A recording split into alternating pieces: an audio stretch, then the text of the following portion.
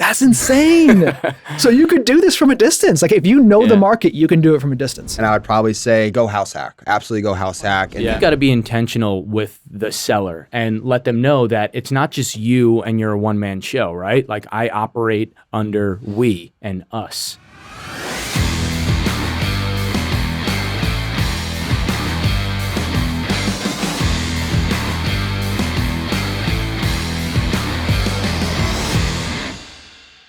Welcome back to the Sky's the Limit podcast with your hosts, Mike and Ryan. I'm Ryan. Today, I'm so pumped to have Tom Farley in the house. We're going to be talking about wholesaling. He is an amazing wholesaler. He's been on our team for the last 2-ish years, closing a ton of deals. He's also a full-time Long Island Railroad lineman, which is a totally crazy thing in and of itself. So with that, let's bring Tom on. Tom, welcome. Thank you so much. Thanks for having me, And thank guys. you for the bourbon. What did you bring today? Oh my gosh, that is a private reserve bottle of 100 proof whiskey from a local distillery in New York. So really pumped for you guys. This is awesome to be here. Your own podcast. It's crazy. I think if I would have told you guys 2 years ago we'd be sitting in your podcast studio, you would have said you're nuts. Yeah. So True. This is really cool, man. Yeah, happy to be here. Yeah. So why don't you for all the listeners, tell us a little bit about yourself, how you got started in real estate, because obviously you have a multifamily yourself, which we talk a lot about on the podcast, as you know. Yeah. But as you are the wholesaling guru, we'll say. Oh, and, geez, that's a title I don't know if I can live up to. But yeah, tell us how you got started in real estate in general, what you do for a living now, kind of what your goals and ambitions are, and then we'll kind of dive into the wholesaling 101. Awesome. Yeah. So I actually started in real estate, like thinking back to it on my drive over here today, like way back in 2009 on the construction side of things. One of my best friends, their aunt owned a real estate brokerage, and she was savvy enough at the time, right? I guess just after the crash. She was buying like high-end luxury single families in the market that I grew up in, which is a beach town in Long Island. And she was renovating these properties and sticking tenants in there that were paying a premium for the summer months, right? So started on the construction side of things, trading time for money, all that good stuff. And years went by. I was, dabbling in construction and in housing renovation and all of that. And it wasn't until probably 2020, COVID, that I started to get like a little itch of, realizing potential of real estate and what it could really bring to me and my family, by way of, generational wealth with passive investments and owning rentals. I really was motivated by that idea, spiraled into bigger pockets, eating up everything I could digest. And that's how I actually got in contact with you, I think was Bigger Pockets blog, 2020. Really? Okay. Yeah. Were you, I forget when you reached out, were you looking for a multi at the time or more information? More info. I think the question that I put out there, and Mike had responded, and is probably an assistant of yours. No, it was definitely me. I'm still At that time, responding. So I love the hustle. But it was a question of whether or not, if you had the opportunity to max out an FHA. Like how many, would you get a 2, 3, or 4 unit? Right. If you had the ability to max out an FHA, would you go for the highest purchase price possible to leverage your low amount down and to get most amount of units? Or would you potentially preserve the FHA for maybe a primary residence down the road? Right. Because at that time in 2020, I was already married. No kids. Now I have 2 boys. Congrats. Thank you. Yep. Stay busy. It's a full-time For job in itself, for I'm sure. Absolutely. So that was kind of the question. I was trying to figure out, all right, I have this opportunity. My wife and I both had, good W-2 salaries, good credit. We could get approved for a decent loan. And we were looking, at something like an FHA, potentially house hack. Right. And I put the post out there. You responded rather quickly. Within like a couple hours, Mike and I were texting. That's it. And it's all coming back to me now. What was your answer? I mean, it really depends so you didn't have a family at the time. It was just you and your wife. Mm-hmm.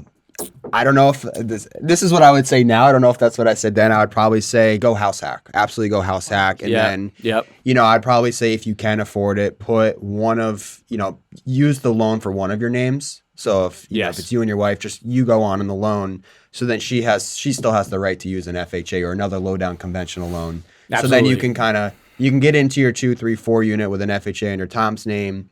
And then when you're done living with tenants, you can then go use an FHA in your wife's name and go buy your primary residence. And now you That's a perfect answer. Right. Yeah. And you just got 2 rental properties for all of 7% down. Exactly. You know what I mean? You can't lose. It actually, it was just approved. You can, effective November 18th, correct me if I'm wrong, Mr. Lender. You can now use 5% down conventional loan as your, if you're going to be as your primary residence. Sure. So that's pretty cool. Pretty Huge. excited for that. So you got the real estate bug. We were chatting. Yes. Ryan and I were kind of doing the real estate investment thing. Yes. Buying and selling. And then we got into wholesaling. And then you're like, I want to get into wholesaling. So then, but you still, not to backtrack, but you're still working your full-time W-2 job. Absolutely. Your goal is to do real estate full-time, right? Yes. Ish. Yeah, definitely. And yeah, absolutely. Not to backtrack at all, but just to the timeline of realizing after you and I got in contact and I wanted to use an FHA, and you helped me get clarity on that of what I should do with the house hacking and separate names and all that. I was all in. I was like, okay, great. I wasn't even considering this north in Connecticut. I was looking like Fairfield County. You were like, well, there's a lot of opportunities, in Hartford, New Haven, New London, Middlesex, etc.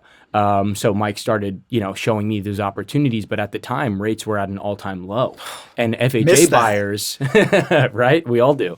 So FHA buyers were stuck on the sidelines because we know as well as anyone that the cash is king, and as soon as a property seller saw an FHA, that goes to the back of the pile in terms of offers go, right? And there was 15, 20, 30 offers on every multifamily that made financial sense back then, 2020 and 21. So I didn't have really the ability to get anything under contract utilizing an FHA. So the issue was, how am I going to be able to get 20% down? I had a decent job. My wife has a decent job, but we weren't in a situation where we can spend, $100,000 to get into a $400,000 asset. So that's the idea of wholesaling kind of got into my brain via Bigger Pockets. Yeah. I listened to an episode back then. I think the guy's name was Dan Brault out of Rochester, New York, and he was a wholesaler and he was making like $50,000 a month income, active, passive income. And I ended up really relating to his story, and I DM'd him on Instagram like, "Hey man, just added. I didn't know shit from shit. I don't know if I could curse. Yeah, you're good. You're good. So I didn't know anything from anything, but I heard his story, and he talked about wholesaling, and I'm like, wow, this seems like a really great way to accumulate cash that will allow me to get to my 20% down and be able to get these assets, these cash flowing properties. So I hit him up on Instagram. He replied back like, thanks, for the kind words. And he told me he was starting a wholesale academy, that he was going to, coach a few people. And I didn't know if it was BS or not, but I'm like, I heard him on Bigger Pockets, so that was credible. He was like, listen, there's no contract. It's $250 a month. It's going to be a ton of value. I promise you that. And if you feel that you don't want to, continue, you just stop. Like, we're not going to hold you to anything. I'm like, okay, perfect. What do I got to lose? $250 a month. It's worth a shot. Right. So I did that for about 6 months. And in that time that I'm getting acquainted with how wholesaling works, contract agreements, how to comp properties, 70% rule, all of this stuff, Mike and I think we kind of lost contact a little bit because the market was just going nuts. You were super busy, and I wasn't really putting in offers yet because I didn't have 20% down. So basically, I had gotten in contact with a for sale by owner gentleman in Black Rock, the nice area of Bridgeport. And he owned, like, him and his partner in their 60s owned like 4 small multifamilies, like 2-3 units in that same area of Black Rock. Really nice area. And I'm like, wow, I would consider buying here. It's the nicest area of Bridgeport without a doubt. Let me see what I could do here. So I saw his property. He was asking too much. I couldn't afford it with 20% down. But having like the little bit of a wholesale mindset at that time, I asked him like, hey, would would you mind, I know you have other properties he was talking to me about, would you mind if I shared some of your properties in a local investor group that I belong to? I can maybe help you find a buyer. I said that to this guy. No kidding. He was like, yeah, I don't care. He was like, sure. I mean, he's got nothing to lose, right? I'm going to potentially bring him a buyer. I told him I belong to an investor group, which was simply a Facebook group for off-market deals. So what did I do? I made a post on Facebook in a group. Hey, I have an opportunity, 3-family, $320,000, current rent roll, $3,600 a month. It's a good deal. You know what I mean? Great deal. Put out all the highlights, and not even sure if I incorporated a fee on that for my services, but I was just getting comfortable being, uncomfortable, if you will, right? Like I didn't know what I was doing, but I was taking action is what's important. So I took that action. Mike called me out, and we hadn't talked in a few months. He was like, what are you doing, Tom? Are you wholesaling? Where are you getting these leads from? I was like, well, here's the scenario, yada, yada. I picked up this guy, Mike, him and I talked. You ended up maybe having a client, I think, for one of the properties that I had mentioned. I put like 2 or 3 properties up there. Nothing came of it, but it was just taking that action that brought us to the next step, which was basically you realizing, hey, Tom is interested in wholesaling. You and Ryan at that time, which I didn't know, had this built out marketing system to cherry pick your own deals, correct me if I'm wrong, to build your portfolio. Right. So that's kind of the synopsis there. It's crazy. Love it. Love it. Yeah. Before we go any further, we have to define wholesaling because I want to make sure everyone fully understands what it is. Yeah, absolutely. So wholesaling is essentially selling the rights of a purchase and sale agreement to another buyer. Let's give an example. So super simple. Let's say Ryan and I are the wholesalers in this scenario. Yeah. And you are a property owner. We, through our marketing efforts, so either direct mail calling, using a virtual assistant, or ourselves. Sure. Maybe you got a postcard from us. Yeah. Maybe you got a text campaign we did.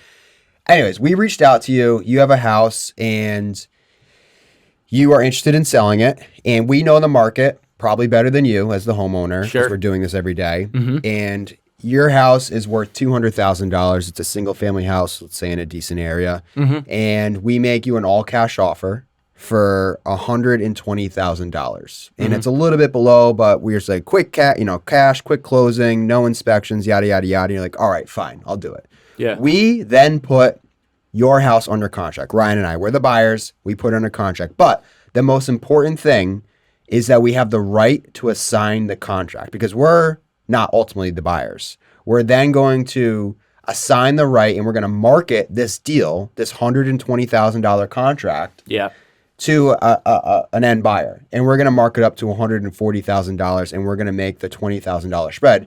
You as the homeowner are still happy, because you sold the house for $120,000. That's what we all agreed to. It closed. You're happy. We held up our end. And we just made a $20,000 spread. And the important thing is we never had to close on the house. And this is the biggest thing between house flipping and wholesaling. Both are kind of get rich schemes, and maybe not in the quickest way, but they're not wealth. You're not buying real estate. You're not building generational wealth. You're having either a side hustle, or maybe it's your full-time job, but it's active income. It's active income. Yeah. It's very transactional. So I think that's the most important thing is it doesn't cost any money really to do wholesaling besides your marketing efforts. Like Absolutely. you could, we'll get into it, but you could drive for dollars and go drive in your neighborhood, find a distressed property, reach out to the homeowner, go knock on his door, offer him all cash thing. You don't have to have the cash. No. That's the whole thing. That's the whole thing. You don't have to have the cash. No. It's like you're never going to buy it. You're never going to buy it. You don't own it. You're never going to never buy going it. to So you just have to do a really good job of getting a good deal, knowing what that house is worth. Either after someone comes, maybe you're wholesaling to a flipper. That's probably a great end buyer for you. Absolutely, man. So I think that those are well said. The important things is you don't actually buy the property. It takes very little money, and it's achievable for anyone. It really is. It comes with like putting in the reps, right? Understanding property's potential of after repair value. If the property's condition is a little rough around the edges, that's all used to your advantage as the wholesaler, right? Like if the house is falling apart, there's obviously distress and potential motivation. So I want to offer a solution. I want to be a problem solver to this homeowner, well, I can solve their problem by giving them speed and convenience with a cash offer. Exactly. And what are they willing to trade for that, right? Potential equity. Absolutely. So that's what I focus on, is providing, that value to a homeowner in a distressed situation, having quality conversation and really trying to, qualify them and their property to see if I can help.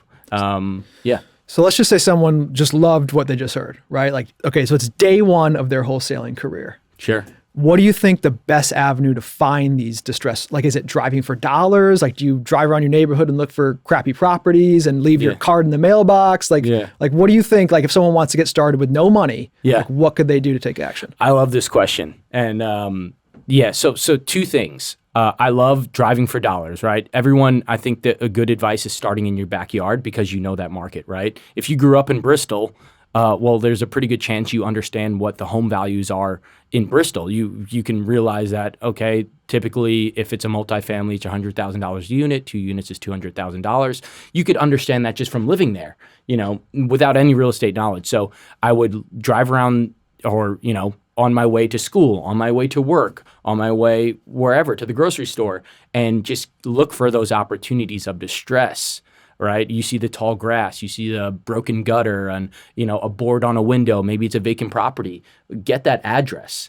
And then by way of Google and some other services, you could potentially get that homeowner's name. You could door knock and just find out, hey, what's going on here? I just wanted to see if you'd consider an offer on the property. And you could lock up a house fairly easy with no cost. It may be one way to pitch that if you're just starting out, is you're knocking on the door, the owner answers, hey, I'm a local home buyer in the area, and I'm also a real estate investor.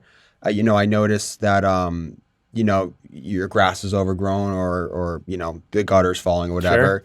Sure. I actually am in the market to buy a little bit of fixer upper. Maybe not to say distress, but a little bit of fixer upper. Have you ever thought about selling? I'm an all cash buyer.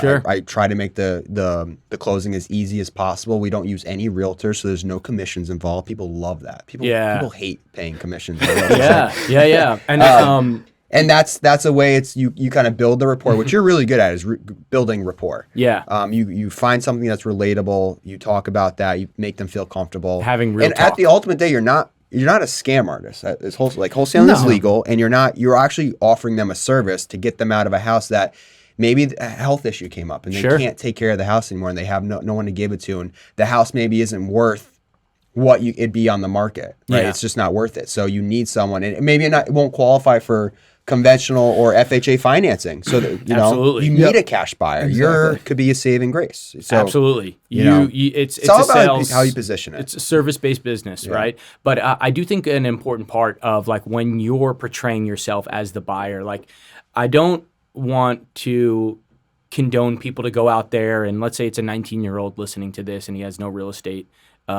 experience, and he's just telling, potential distressed homeowners in their 60s, this is their only asset that they have. Hey, I am a cash buyer. I can buy your house. And this guy doesn't have more than $12 in his bank account. So what I would say is portray yourself as someone who has those connections to people, right? Like, I work with cash buyers. My partners and I can close on your property in 2 weeks, no contingencies, as is condition, right? So using those words can help someone who's getting started with more confidence speak to a seller, potential seller, get those deals. Right. Yeah. When we first started, I'll never forget this. That's what I used to kind of do on the phone. So like what we did when we got started was driving for dollars, one. And I would literally stop or like slow down when I was driving, whip out my phone, take a picture of the house, make sure I captured their mailbox. So I got the number and I just like remembered the street, and I would go back, and we were doing handwritten letters. I will never forget this.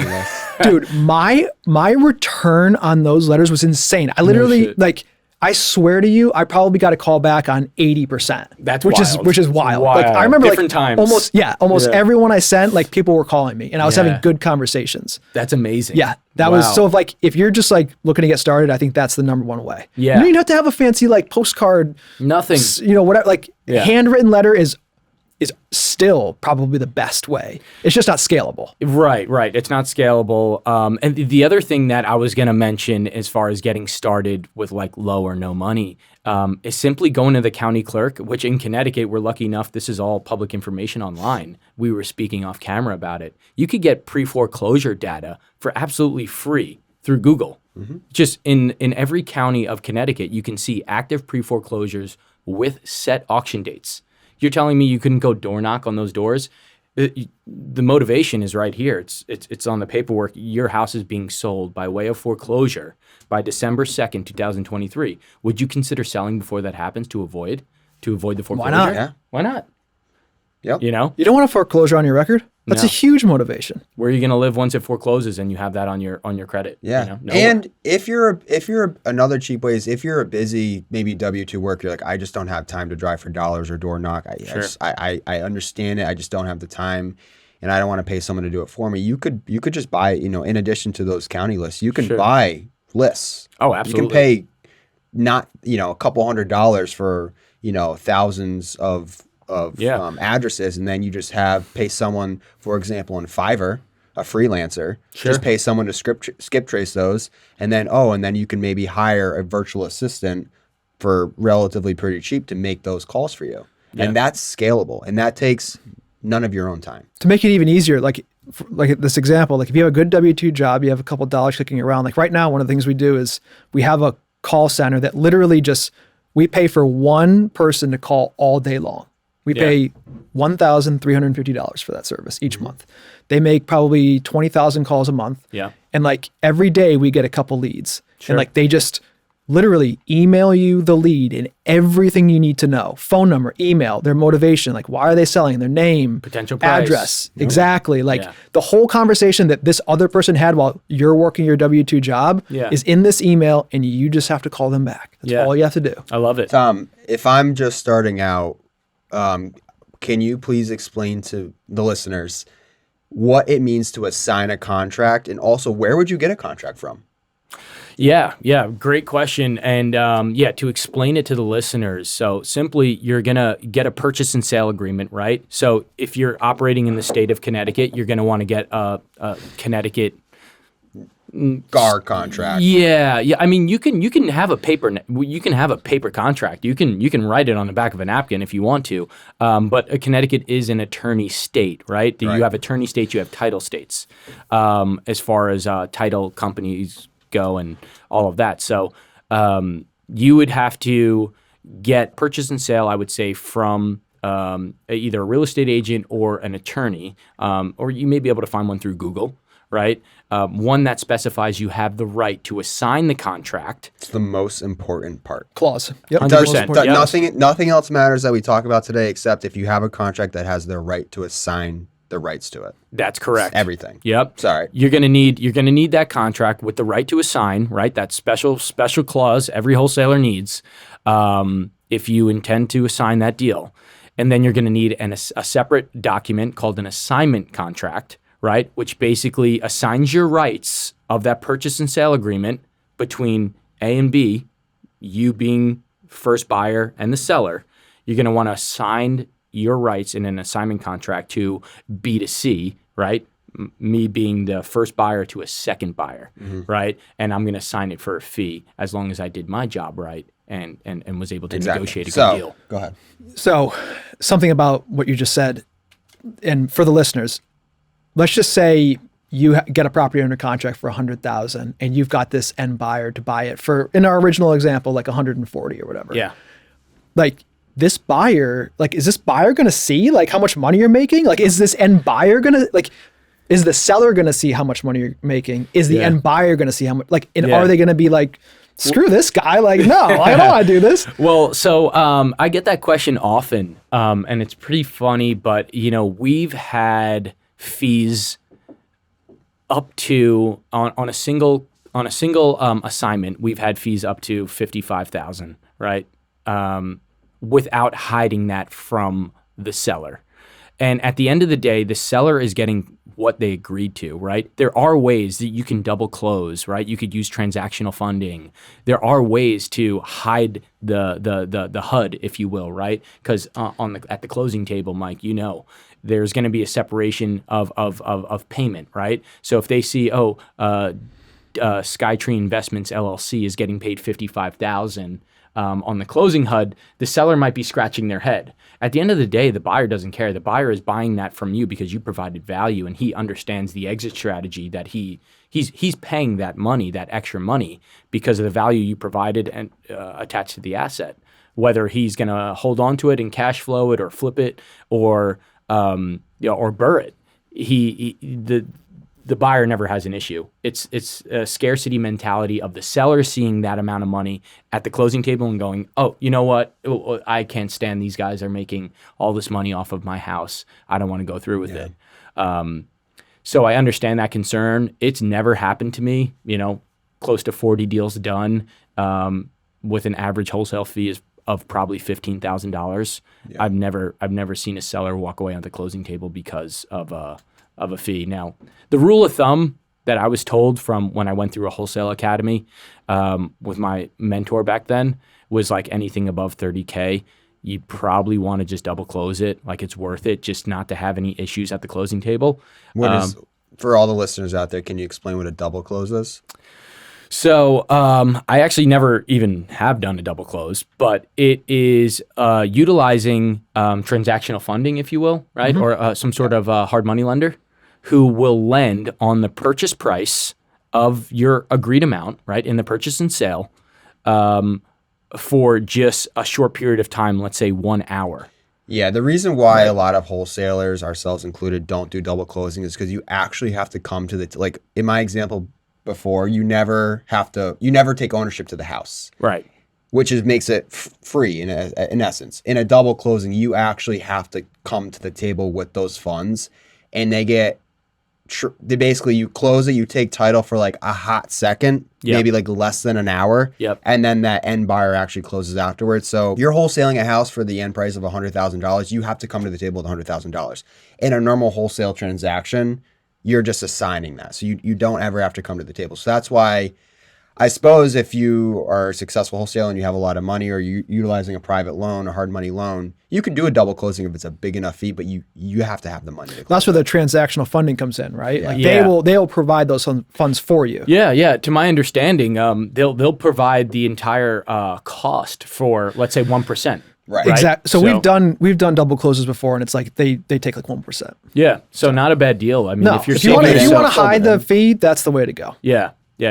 And I don't know if there's some specific closing attorneys that may be able to do some sort of hidden HUD situation. I've heard of back alley talks of this. I've never actually seen it.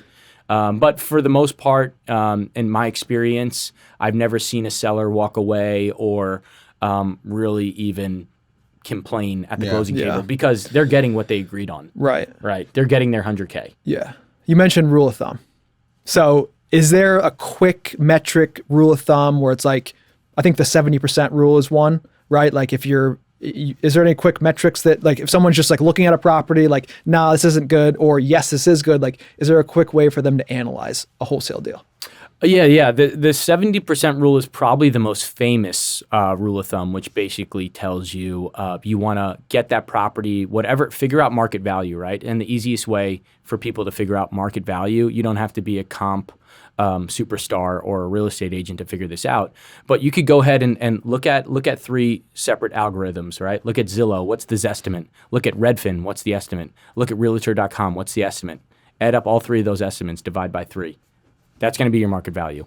I'm going to take that market value number, and I'm going to, the 70% rule says, okay, if I'm looking to wholesale this property, right, I'm going to want to pay 70% of that market value number minus any construction, right, any renovation needed, then minus the fee I would like to use or I would like to make on this. So let's just make it easy, right? $100,000 market value. Yep. 70% of that is what? 70K. It needs 10,000 in renovation. I'm at 60. I want to make 10K.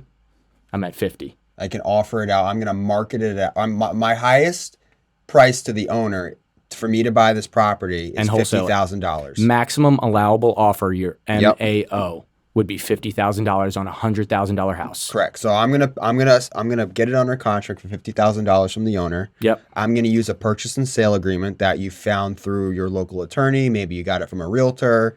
Your local, for us, it's Greater Hartford of Realtors Association. Sure.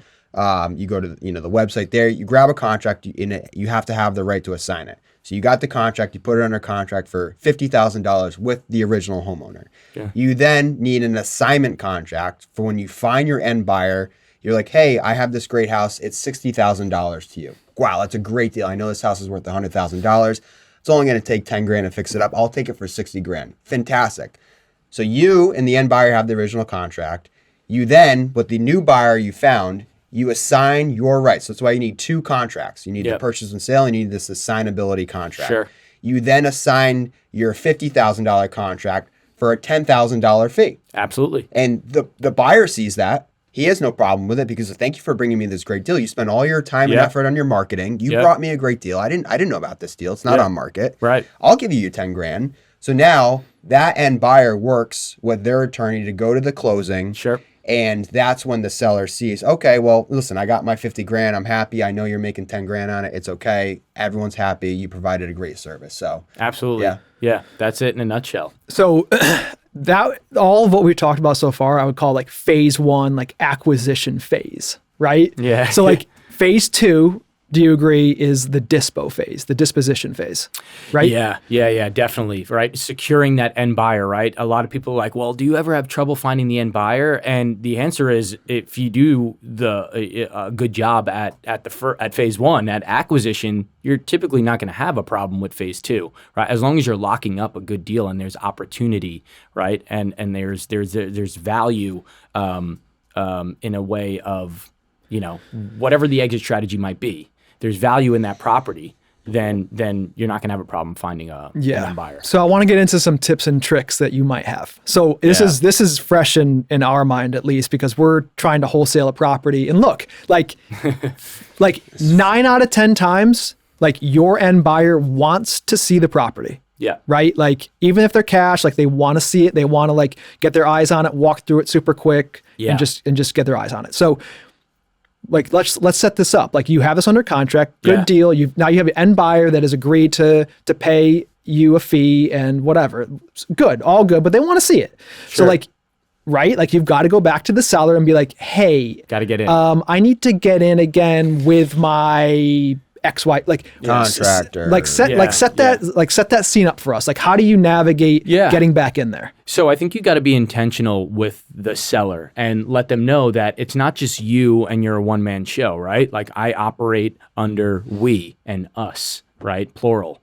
So when I sometimes, 95% of the time, maybe 99% of the time, I never even see the house.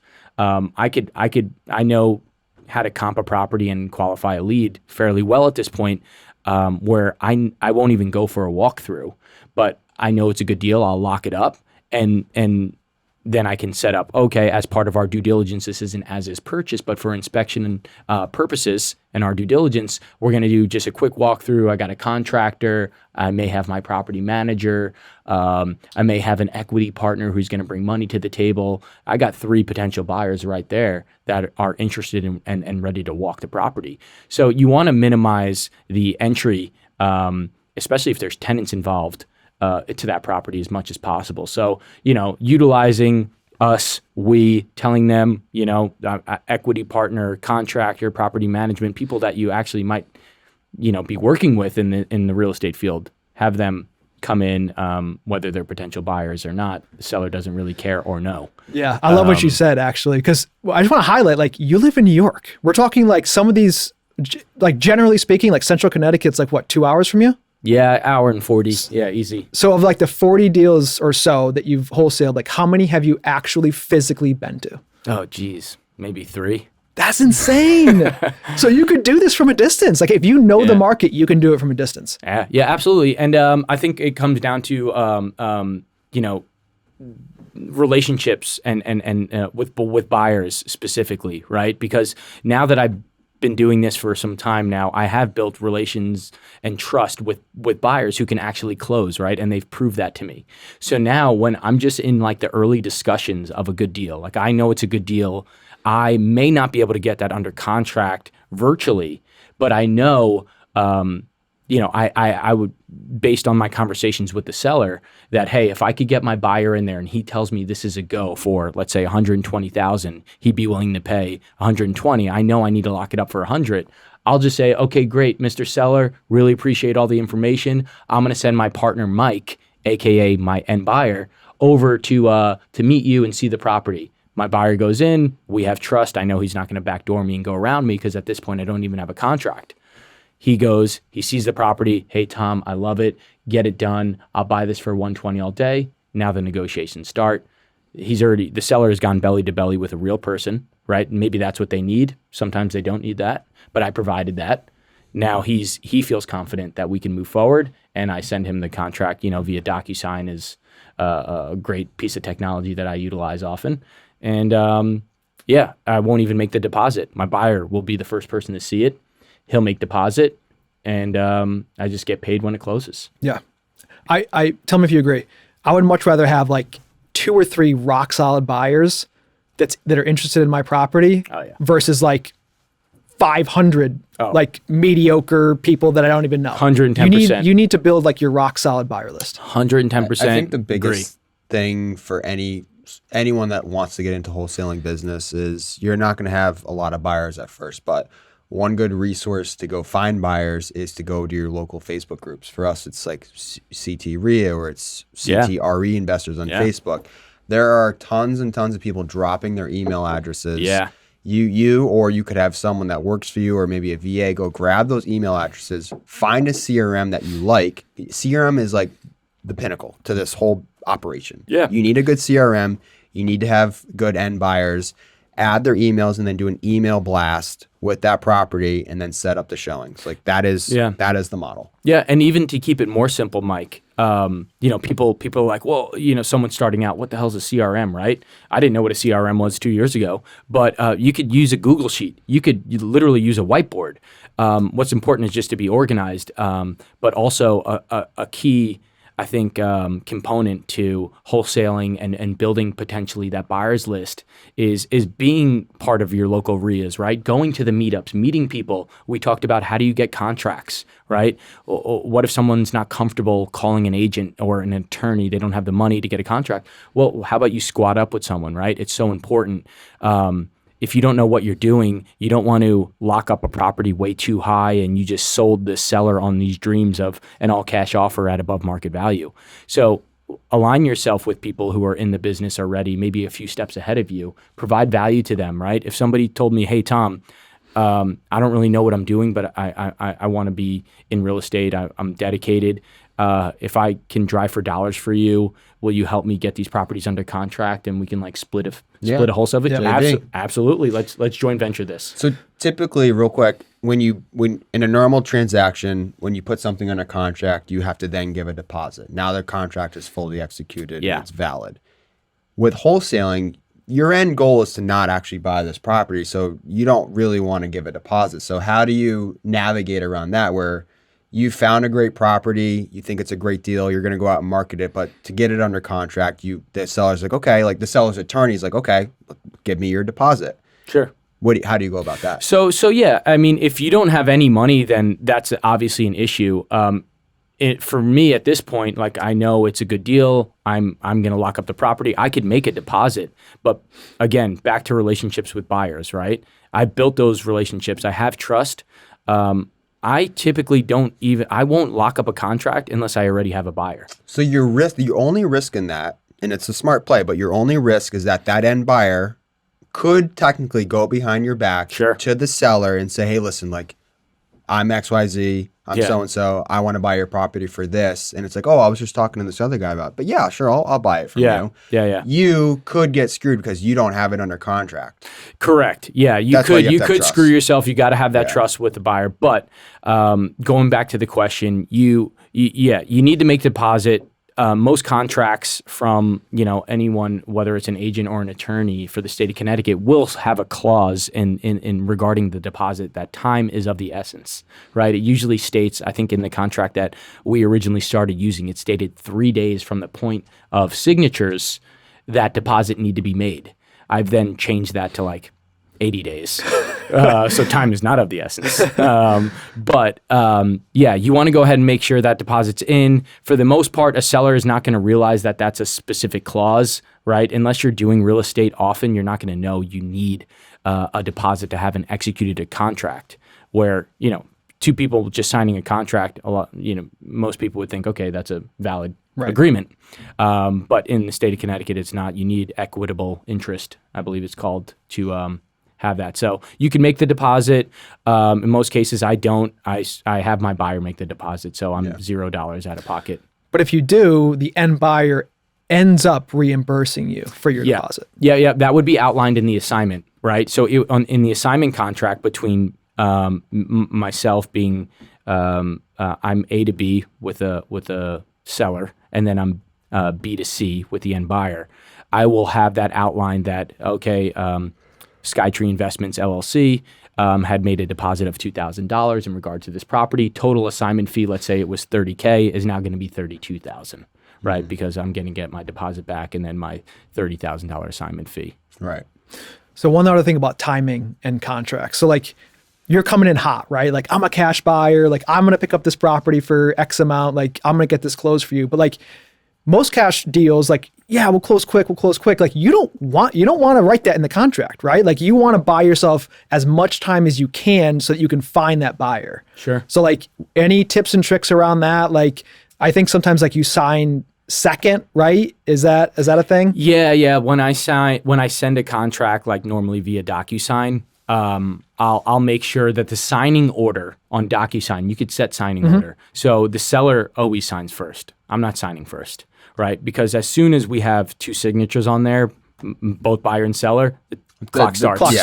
Clock starts ticking, and that's a bomb that you want to be prepared for when it goes off. So I'm portraying us and our company as cash buyers, which we have closed on deals before. So it's not like there's no intention of ever closing on a property. But yeah, your cash, speed, convenience, all of that. I tend to stick just with a 30-day closing.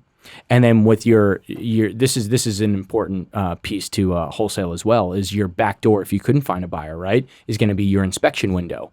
But how do you get an inspection when you're selling yourself as speed, convenience, as is, right? So it's a due diligence, right? We don't say it's an inspection period, really. It's more really a due diligence period for us. I did a whole episode on this, the difference between a home inspection and a due diligence period. Two completely different things. The home inspection happens within the due diligence period. Try saying that 5 times fast after 100-proof bourbon. Yeah. But you don't have to get a home inspection. You should always get a due diligence. You want to look for. You want to call the town. You want to bring your contractor in, your plumber, like whatever. But you don't have to get a third-party home inspection and pay $600. You don't have to do that. So the industry standard, and correct me if I'm wrong, Mike, like your due diligence period or inspection period is usually 10 days, right? That's kind of like the minimum. Yeah, it depends on the size of the building, but sure. So if we're talking 10 residential. to 14, yeah, sure. Yep. Okay, 10 to 14 days. So what I do is I'm structuring these deals to basically be 30 days. Like I don't, there's no incentive for me to make it shorter. I can tell the seller, hey, we intend to close in 2 weeks when title comes back clear, but I'm going to always have 30 days as like my bare minimum of a closing date. So what am I going to do with that due diligence period? Am I going to make it 10 or 14? No, I'm going to max that out. I'm putting 30 days. I have 30 days due diligence, and my closing time is 30 days. Right. And 9 times out of 10, the seller doesn't know any different, and they don't care. So now if I'm 14 days in, right, normal due diligence period would be over. But because the way I structured the contract, I still have another 16 days. So what am I going to do? If the seller says, hey, well, what's going on? You already got, 2 people in here and now you need a third. It's been 2 weeks. Hey, listen, as per our agreement, it was stated black and white right here. I have 30 days. I intend to close on this property. We just need a little bit more time. I got to get some of my guys in there, et cetera. Yeah, I'm cringing hearing you say that because we have done 5, showings at this one property we're trying to wholesale. Dude, it's every time I'm in contact with, I'm so lucky for this though. I am in contact with the super, which is like an in-house manager at this property. So important. So like I'm talking to them. I'm not talking to the seller. Like the seller doesn't know how many times we've been in there. Amazing. This one dude is just like, sure, I'm at the property. Like I'll show you around, whatever. Buy that guy's six pack. Yeah. By the way. No, for sure. Because if the seller knew how many times we've been there, they'd be like, okay, you've been here 5 times. Like, what's going on here? You have this many partners. Like, let's be real. They They would be on to us. Yeah. No, that's tough, man. That's really tough. And how did you guys structure your due diligence or inspection period? When is that officially over? We've had to extend. We bought ourselves another 3 weeks recently, but we had a 60-day window to close, and now we've extended it another 21 days or so. So like if we get this done, we're going to be like close to like 80 days or something like that. So it's, we'll get it done, I think, but it's just, it comes with the territory. That's it. It comes with the territory. And there's some, this comes with the territory, like you're saying, where not every deal is going to be, a massive wholesale. You might have to walk away from this with only, $10K, where originally we thought potentially 50. What do you think the average, for all the listeners out there, what do you think the average wholesale deal is? So it varies per, kind of state and county, but I think then the if we're talking national average is probably 15,000. And in Connecticut, I think that's pretty spot on, honestly. I mean, I would say confidently 10 to 15,000 is a good average fee. You're really not going to even try this whole thing if there isn't at least a $10,000 spread there. Yeah, you take it on the chin if you have to, right? At the end of the day, if it's a $3,000 fee, it's better than not making money. Sure. So I'll take $3K now. Do I want to go through the hassle of building rapport and scheduling, walkthroughs with buyers and getting tenants, on my side? And probably not for, $2,000, but I'm going to give it my best to try and get to that 10, 15,000 per sale. So it comes down to acquisition side, right? Like Absolutely. Being able to qualify that lead is something that, I talk about frequently is like, there's 4 pillars of qualification, like when you're on a call with a lead, and you want to find out as much of these 4 pillars as possible. But if you touch on these, you can really pick apart the deal and either, find out they're a tire kicker really quickly, or, you put them in the CRM and you follow up because they're ready to go, right? It's a hot lead. So the 4 pillars basically is going to be your price, your timeline, your condition, and their motivation, right? You want to try and find out those 4 pillars. If you could find that out in a conversation, you can figure out, hey, is this a hot lead or is this a shit lead? Let's qualify that lead. Yeah. So doing your job on the front end will make your life a lot easier on the back end. Smart. Super smart. So that's kind of how I look at it. I like the 4 pillars. Yeah, I love that. That's genius. Good. Yeah. For sure. Did you just make that up? Yeah, bro. That was good. Trap. So we obviously like to dive deep on the show, right? Like that's the whole point. So is there anything in the last couple of years, all the wholesales you've done that sticks out in your mind where it's like, wow, let's highlight this. Like let's walk through it from start to finish. Like how much we made or how much you made. What was the scenario? What was the seller's deal? Like why do they want to sell? Like anything stick out in your head? Yeah, man, there's been so many deals. Geez, that really, it's like a roller coaster up there. So just something crazy that we did was like a portfolio deal in Bristol, which was really awesome because I think like when you're starting out and you want to do like, I just want to do one deal. When you get to a point where you do like 4 deals at once or 3 deals at once, and it kind of breaks your brain when you see a fee of that size for the amount of time put in, right? So on this particular deal, we sent out a postcard, I believe, to an absentee homeowner. I think it was like a high equity absentee owner list with small multi maybe attributed into that as well. Mm-hmm. But basically, she was out of state, absentee. She's owned the properties for, let's say, 15, 20 years. She got a postcard. She emailed you, Ryan.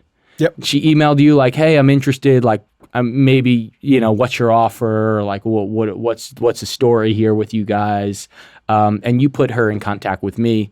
And something that I haven't experienced since is all contact was basically email, no phone rapport. So that was really tough for me because I think I am better on the phones, selling myself. Right. And just, building that confidence. goes a long way with a seller on the phone, right? You can match tonality and energy and get that correct vibe, right? Which is important. For sure. So through email, I was kind of scratching my head like, oh man, this is going to be difficult. I don't know if anything's going to happen here. But she was really motivated. I think there were some health reasons with her family why she moved out of state. And then she had 4 rentals, which were all small multifamily. So let's just say, I think it was 2 duplexes, 2 triplexes, right? All occupied, fully occupied. There was no vacancies. And they were making her money, but it was also very management heavy, right? And maintenance heavy. And she was an older woman, had to move out of state, and she was looking for someone to solve her problem. And here we go. I put on my cape. Here we are. So basically, we were able to, qualify her through email, through, basically the 4 pillars virtually, figured out her desired price, right? Her desired timeline, condition of the properties, and motivation. And I picked it all apart and, worked with her to come to an agreement where we ended up wholesaling all 4 properties. Well, 3 of them at once to one buyer, and 1 we separated to a separate buyer. But it came out in total to like $72,000. Yeah. Wow. It's real money. Would it take like 30 days for us to do that? Or 30 days, and if I spent more than 12 hours on this, that would be a lot. That would be a lot. Like, yeah. 12. The ROI on that is insane. Right. Yeah. It breaks your brain. You see that? You're like, what am I doing at a W-2? I don't know what I'm doing. But you don't get those all the time. No, but no. I would say like the bigger the building, the bigger the portfolio, the larger the spread, right? If you spread on 4 multifamily properties, it's going to be a lot larger, most likely typical than a single family house. Yeah. Right. So, that was a good one though. I remember. Yeah, that was a great one. Yeah. I mean, many of the times you like come into contact with people, like they may have another property. Like they got a postcard at 123 Main Street and you're building rapport and all this stuff, but like you have to ask, like, what else do you have? Yeah. Because if they want to sell one, they likely want to sell the rest. Maybe they're moving out of state. Yeah, no, absolutely. Really important when you're talking. And even if you were cold calling or they're just interested to find out, who are you? How'd you get my address? And why is there a photo of my house on your postcard, which sometimes we use that in marketing. And I can ask them on that same phone call. It's important to ask them, well, you may not be interested in selling 123 Main Street, but do you own anything else that you may consider? Right. That you might be considering at this time. And, it might be a long shot, but you'd be pretty mad at yourself if you found out that they had a 3-family down the block that was completely vacant and, they would have sold you for pennies on the dollar. So important to ask those questions for sure. Dude, yeah, that was awesome. Well, I appreciate your time here. That was amazing. A lot of golden nuggets you dropped there for all the listeners out there. If you liked what you heard today, be sure to like and subscribe. We're on YouTube, Spotify, Apple, whatever your favorite platform is.